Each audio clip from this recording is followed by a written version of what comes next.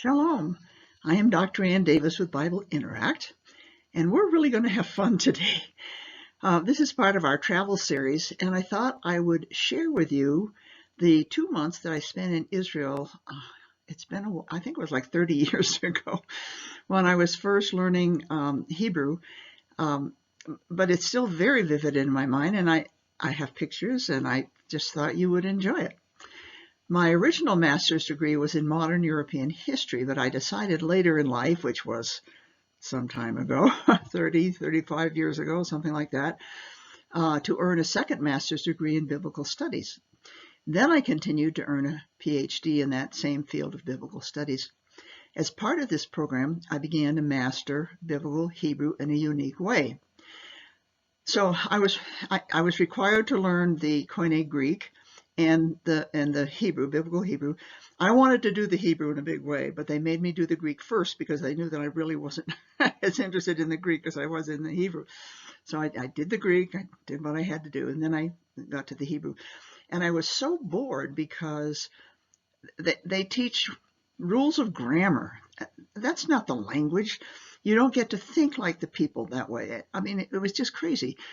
So I asked for permission and was very fortunate to receive permission to get academic credit for going to an ulpan in Israel.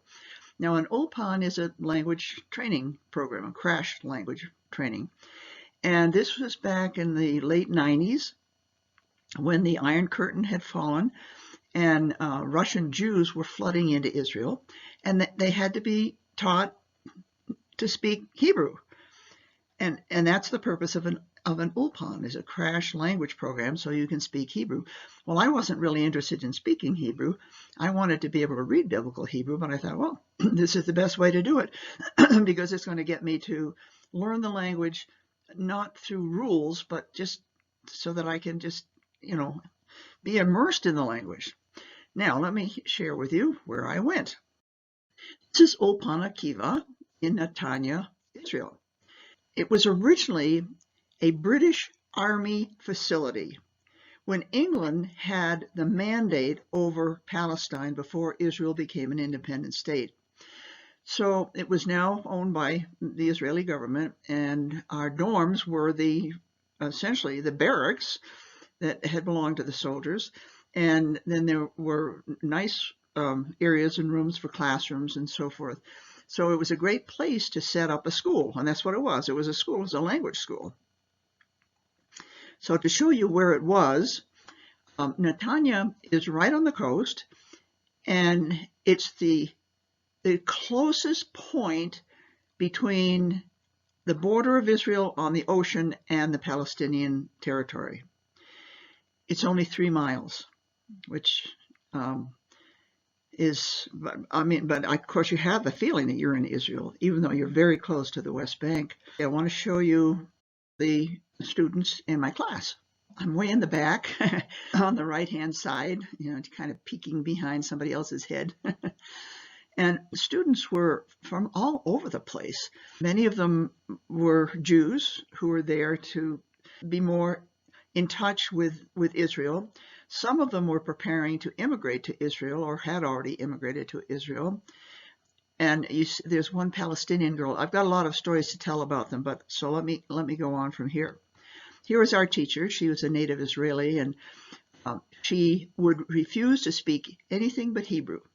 This was a beginner class, and we spoke different languages, but she forced us to speak Hebrew. We were given a fairly extensive vocabulary list we had to learn every single day. We had Saturday was Sabbath, that was our one day off, and we had the six weekdays of instruction.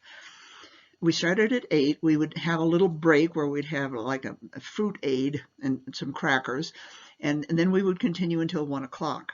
At 1 o'clock, we had our main meal of the day, and that's what this is a picture of. We're in the cafeteria with our main meal of the day. And then we were free to memorize our vocabulary and practice what we were supposed to practice until the evening meal. But we got to know each other, and fascinating people who were there at the ulpan. Let me introduce you to some individual people. The gentleman on the left was a man from France. He was immigrating. I'm not sure. I can't remember whether he was immigrating to Israel or continuing to live in France. I'm not sure. But he was a Holocaust survivor. And the administrator people asked if he would be interested in talking to us. And he agreed. He didn't talk about anything to do with his experience, with the Holocaust. He talked about after he was released and how difficult it was to get back to some kind of a life that he could lead after that. He found it difficult to talk, but he agreed to talk to us, and it was interesting but also agonizing. Now, this is interesting. This is a girl from Germany, and she's not a Jew.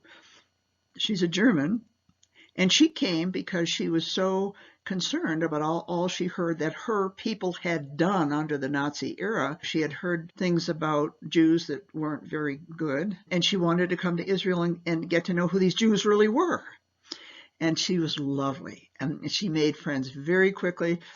And it was just kind of brought in to the fold of everybody, and it turned out to be a good experience for everybody. This woman is from Russia. Her daughter was a student at the Ulpan. She had learned fairly good English in Russia. She was divorced from her husband. Her husband was not Jewish, and she came to Israel by herself on her own first, and then she sent for her two daughters who came after her.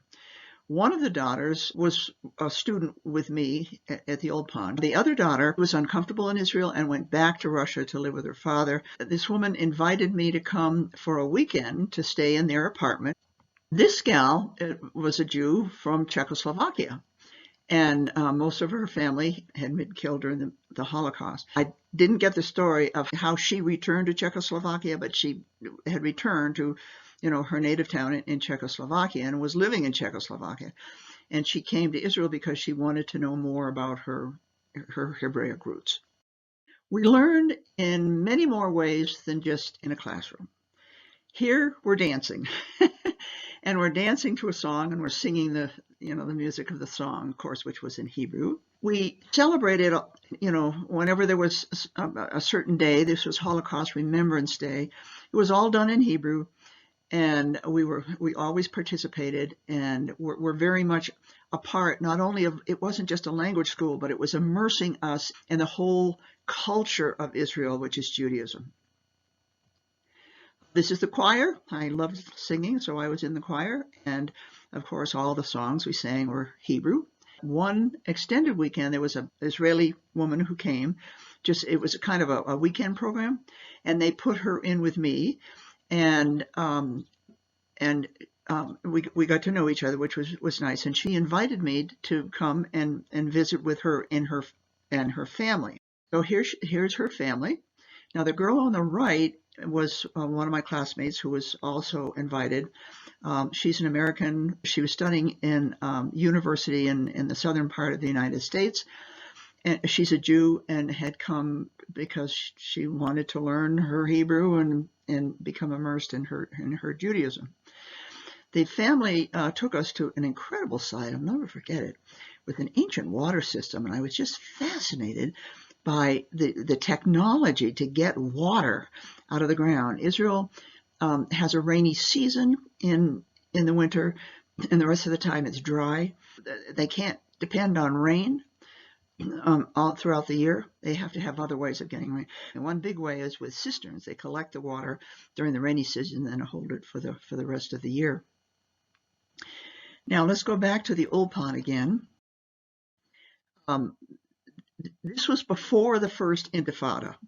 So the relations between Israel and the Palestinians were somewhat tense, but it was not a severe problem. Starting with the first Intifada is when the Palestinians really began to become a severe problem. This was before the first Intifada, and the Palestinian government had sent some Arab students to the Ulpan to learn Hebrew.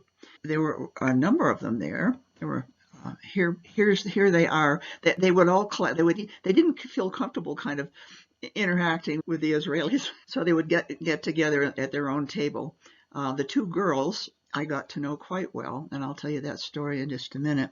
The Ulpan was teaching Arabic to Israeli women who were going to become teachers in Israeli schools that had Arab students. At the time that the United Nations voted to end the Palestinian Authority mandate under the British and to allow Israel to become an independent state, the surrounding Arab countries refused to agree to that. So their armies gathered and invaded, and this new little country of Israel had to defend itself against these invading armies. Most of the Arab citizens left because they were told that the Arabs were going to win the war. No, it was no question they were going to win the war because they had so many more soldiers. They were going to win the war. They were going to push all the Jews into the sea, and then people could go back to their own homelands. So, they encouraged the Arabs to leave, and telling them that they would be able to return, which of course they couldn't because the Arabs didn't win. But those Arabs that chose to stay and did not leave were allowed to become Israeli citizens. And they live in Israel today, and there are schools for them. And so these young Israeli women were learning Arabic so that they could teach in these schools. And of course, they taught the kids to speak Hebrew, but they had to speak Arabic because that was the native language of the kids. And you notice the man sitting on the bottom left with a red shirt. He was an Israeli soldier who was assigned to protect these girls because of the possible threat by Palestine. Don't forget, we were 3 miles from the Palestinian Authority. Now, let me introduce you to these 2 Palestinian girls that I got to know quite well. I asked them if they would like to go on the beach with me because that's where I would go to memorize my vocabulary and learn my lesson for the day so I'd be ready for the next day. And they looked at me and they said, oh, no, it's too dangerous. We can't go. And I said, wait a minute. And of course, I stood up. I'm so tall. I stood up. I said, I'll be with you. Nobody's going to do anything to you with me around. So they came with me. And after I took this picture, there was a young man on a motorcycle driving on the hard sand of the beach. And he came and he kind of did some wheelies around us and looked very, very threatening. Like he was going to take some kind of action against these girls. And they were quite frightened. And I stood up as tall as I could stand, and I can't remember my exact words, but I said something like, wait a minute, are you an Israeli? You can't be an Israeli if you're treating these girls like this. He, of course, was an Israeli and looked embarrassed and kind of hung his head and drove his motorcycle away. And after that, the girls kind of clung to me. And we got to know each other quite well. They invited me to come visit them because I was there for 2 months, 2 sessions, and in between the 2 months we were free. And they said, during that time that you're free, we want you to come visit us in our home. Now they came from what they call Nablus, and you see the map there, and the red is Nablus is a city. It's also the whole region around the city, and that's the red is the whole region around the city. You see Netanya, which is only 3 miles from the border of the Palestinian area. I was too afraid to go by myself, so I invited a Canadian student who was there at the old plant learning Hebrew. I invited her to come with me, so the 2 of us took a bus to Jerusalem. Then we walked over to the Arab side of Jerusalem. And we got on a share taxi, which was a van, and it was packed with Arab people and the 2 of us, and it took us up to Nablus. Nablus was the Roman name that the Palestinians have adopted. The Hebrew name is Shechem, and you can see that in the Bible, Shechem. I think it's pronounced in English Shechem, but in Hebrew is Shechem, and so the Israelis insist on calling it by the Hebrew name. So the 2 of us went up, and we were invited to stay in the home, but I was very nervous about all this thing, so we ended up staying in a hotel, which they arranged for us, and then we were invited to the home. Suni's mom she must have worked for days to prepare. It was the most extraordinary meal I've ever seen, and it was done for us to impress us. Suni's brother, I think they were hoping that I would find a place in a university in the United States for him to to study, which I tried to do without success, actually. But they were lovely, welcomed us. Now, the two girls worked during the day for the Palestinian Authority and some kind of a health organization. And so they arranged a guide to be with us. And the guide was, a Palestinian guide. He had his own car, and he would take us wherever we wanted to go. So, so here's what the modern city of Nablus, and one place I wanted to go was to the archaeological site of ancient Shem, which was fascinating. It's this whole story of Abraham coming into the country, and Dinah, the rape of Dinah, all the stories that took place here. I could visualize it. It was really very exciting. And then he took us up Mount Gerizim. You see the city is between the two hills, Mount Ebal and Mount Gerizim. Mount Ebal we couldn't go up because there's an Israeli facility at the top there. Even though it's in the Palestinian area, the Israelis keep a facility there to track any incoming missiles or planes. But we could go up to Mount Gerizim, and we drove up Mount Gerizim, and halfway up was where Samaritans were living. I can't remember how many Samaritans there are still in there, but it's like a little over 100 Samaritans living there. They speak Arabic, and they're descendants of the very same Samaritans we read about in the Bible. This was the leader of their community, and our guide translated for us because he spoke in Arabic, and the guide translated it into English for us. And he was telling us the story of how one of their manuscripts had been stolen, and they were asking a huge amount of ransom money to return it. And he was hoping that I'd go back to the United States and raise the money so that they could buy back their manuscript, which, of course, I was unable to do.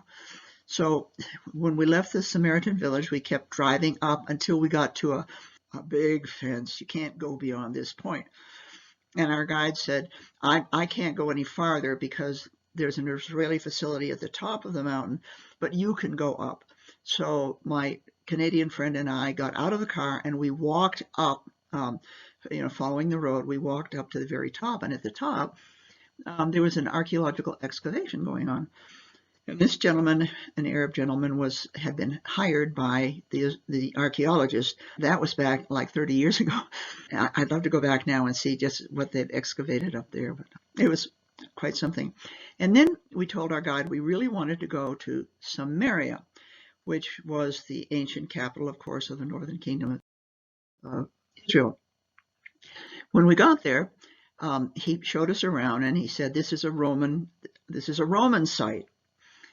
And you can see all the Roman facilities. That's the theater, Roman theater, Roman columns, and this was a Roman site. And I said something about, well, it belonged to Israel before that. And he said, oh no, it has never belonged to Israel.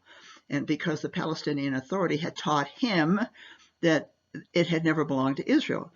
And I opened my guidebook and I showed him that it had been the capital, Samaria, of the northern kingdom of Israel, before it had been conquered by the Assyrians, and then the Persians took it over, then the Greeks took it over, and finally the Romans took it over. And I showed him that part in the book, and I showed him where, look, it says we can find remains of the ancient Israelite city, which we found.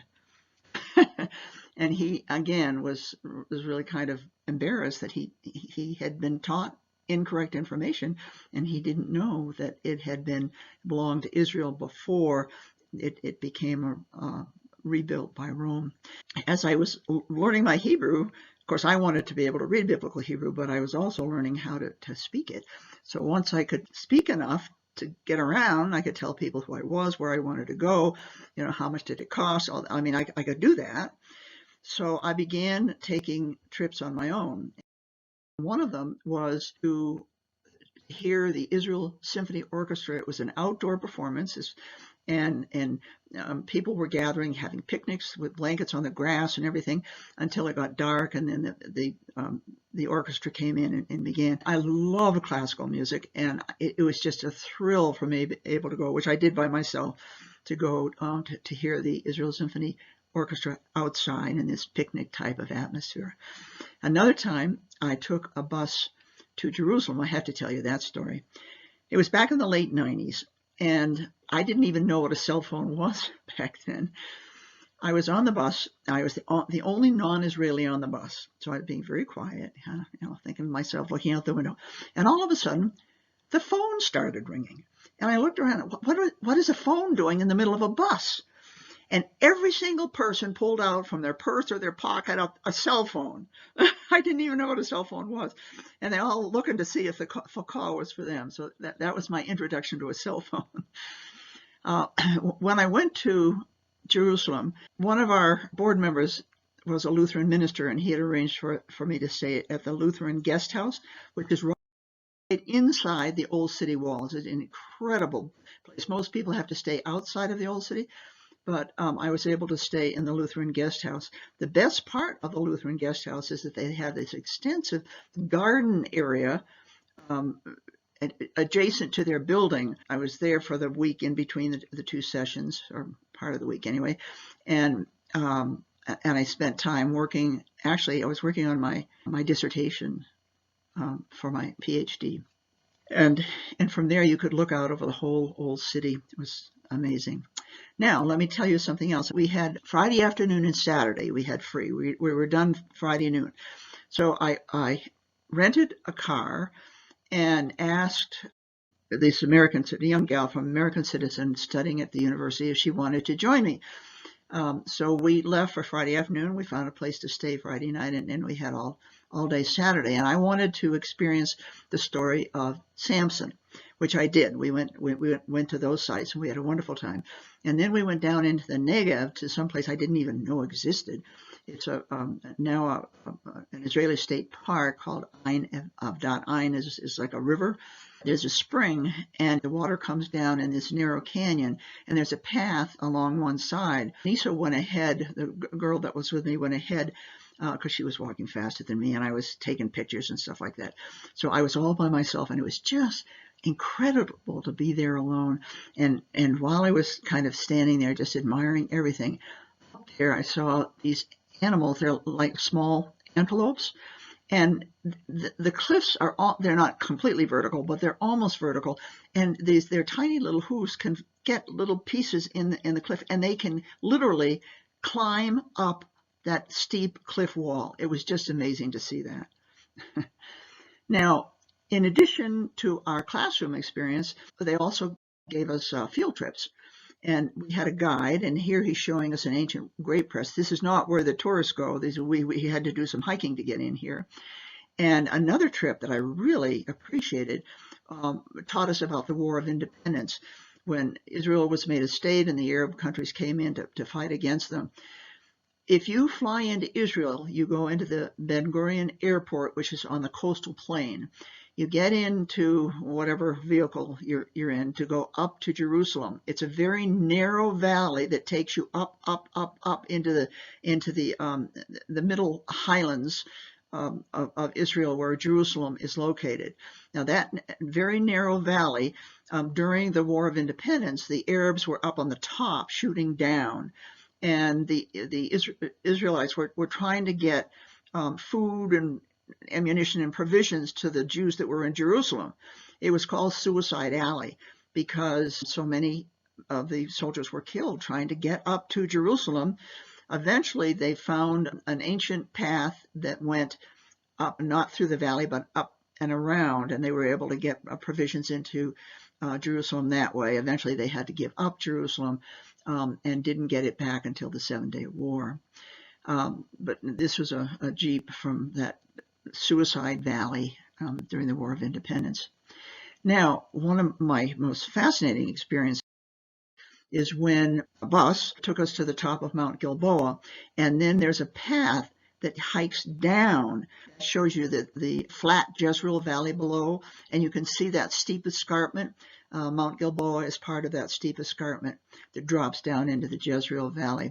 And we read in the Bible, all the Midianites and the Amalekites and the sons of the east assembled themselves, and they crossed over and camped in the valley of Jezreel. Now let me show you on the map.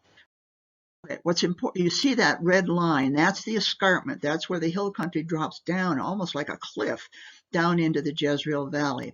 The enemy were the Midianites, the Amalekites, the sons of the east. They were on the east side of the Jordan River. Gideon was of the tribe of Manasseh, and that's in the hill country.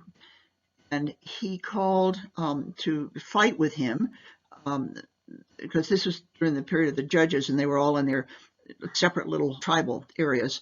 So he called the man from Asher and Naphtali and Zebulun to come and fight with him. So here I was up at the top, getting ready to go down, and you can see the Jezreel Valley below. It was quite steep, and they had like pounded iron stakes into the rock, and there was a rope between the iron stakes so that you could hold on to the rope, because it was kind of rocky, and you could trip on those kind of pebbly things. And it was quite steep, so I hung on for dear life and went down. Recreating the story of Gideon, we read in the Bible, Gideon and all the people who were with him rose early and camped beside the spring of Harod. Well, when we got down to the Jezreel Valley, which we did, we went over to Herod's spring. So I really was recreating this whole story. And the camp of Midian was on the north side of them in the valley. So they all camped up on the heights, and they came down at night. It was hard enough to come down in the day. They came down at night down into the Jezreel Valley to Herod's spring. And there they were preparing to attack the enemy. Whoever is afraid and trembling, let him return and depart from Mount Gilead. 22,000 people went back to their tribal areas. They said, okay, we're not going to do this. We're going to get slaughtered and killed. We're not going to do it. We're going to go. And leaving 10,000 people. And then the Lord said to Gideon, 10,000 is too many. You can't win with 10,000. Well, the enemy had thousands and thousands, and they all had these powerful weapons and everything. So God said, bring them down to the water at the spring of Harod, and I will test them for you there. Now, the number of those who lapped, putting their hand to their mouth, was 300 men. Now, all the rest kneeled. The ones who kneeled, it's like they were kneeling before the pagan idols. And the ones who didn't kneel down but put the water in their hands and then up to their faces, they were not worshiping idols. So God said, there's only 300 of you that I can trust. So Gideon went with the 300. They blew the trumpets and smashed the pitchers that were in their hands. This was at night. The Lord set the sword of one against another, even throughout the whole army, and the army fled. And that's the story of Gideon that I was able to reconstruct through this incredible experience while I was studying Hebrew at the Ulpan. So I hope you enjoy this little travel with me. I'm having fun reminiscing about all that happened. That's where I first really began my love of the Hebrew language. Have a wonderful day and week and year. Shalom.